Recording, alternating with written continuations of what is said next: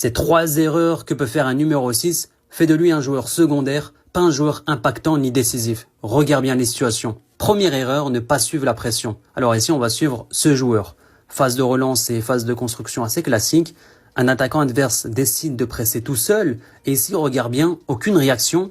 Ici, toujours aucune réaction, aucun changement de rythme. Le numéro 6, le numéro 10 en l'occurrence, ici qu'on suit, il reste statique. Il vient pas se rendre disponible derrière le joueur qui a déclenché le pressing. Résultat, il vient pas suivre la pression, il crée aucune solution proche et il facilite pas la sortie de balle. Donc première erreur, c'est ça. Quand il y a un adversaire qui déclenche un pressing, qui plus est un pressing seul, toi viens suivre la pression et te placer proche pour recevoir le ballon. Deuxième erreur, jouer stérile quand l'espace est là. Regarde ici dans cette deuxième situation, on est dans une phase de construction. Le numéro 6 ici, il est bien placé entre les lignes, distance assez correcte, il est disponible. Et là, regarde, il a de l'espace à attaquer. Qu'est-ce qu'il fait? Remise à une touche vers l'arrière, alors que pourtant il avait la capacité de s'orienter vers l'avant. L'espace était disponible. Résultat de cette décision, c'est un jeu qui est stérile et un joueur qui ne fait pas progresser son équipe. Donc deuxième erreur, retiens bien ça. Lorsque tu as de l'espace à attaquer, déjà prends l'information de l'espace. Et ensuite, idéalement, si les conditions sont vraiment réunies, contrôle orienté dans l'espace pour ensuite créer le premier déséquilibre. Troisième erreur, presser tout seul.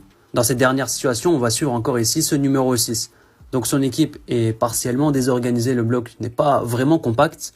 Et pourtant ici, il se fait mordre à l'hameçon comme un débutant, c'est-à-dire il suit l'orientation du corps adverse et il vient déclencher un pressing tout seul. Clairement une mauvaise lecture de la situation, il se fait éliminer trop facilement, il y a un adversaire qui attaque l'espace dans son dos et là l'équipe est encore plus désorganisée. Donc troisième erreur, fais attention à ça, être en capacité de prendre la bonne décision défensive, savoir quand il faut presser et savoir quand il faut pas presser.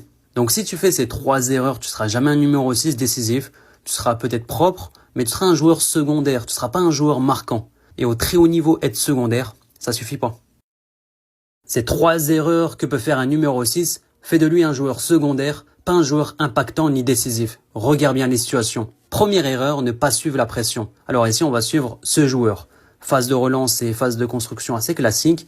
Un attaquant adverse décide de presser tout seul. Et ici, regarde bien, aucune réaction. Ici, toujours aucune réaction, aucun changement de rythme. Le numéro 6, le numéro 10 en l'occurrence, ici qu'on suit, il reste statique. Il vient pas se rendre disponible derrière le joueur qui a déclenché le pressing. Résultat, il vient pas suivre la pression, il crée aucune solution proche et il facilite pas la sortie de balle. Donc première erreur, c'est ça. Quand il y a un adversaire qui déclenche un pressing, qui plus est un pressing seul, toi viens suivre la pression et te placer proche pour recevoir le ballon. Deuxième erreur, jouer stérile